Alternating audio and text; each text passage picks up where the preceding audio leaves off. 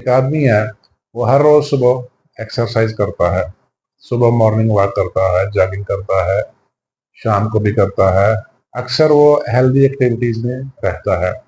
Definitely उसका compounding effect ये होगा कि वो लंबी उम्र जिएगा, उसकी सेहत बहुत अच्छी होगी, लंबी उम्र जिएगा। तो ये उसका कंपाउंडिंग इफेक्ट है।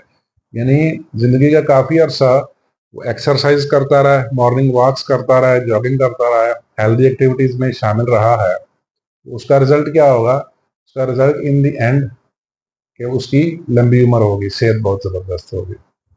जबकि इसके बरक्स एक आदमी है, उसे वो देर से सो के उठता है, ठीक है, डाइट भी उसकी अनहेल्दी है, एक्सरसाइज जॉगिंग भी कोई नहीं है, कोई ऐसी हेल्दी एक्टिविटी नहीं है, ठीक है, बल्कि सारी अनहेल्दी एक्टिविटीज है।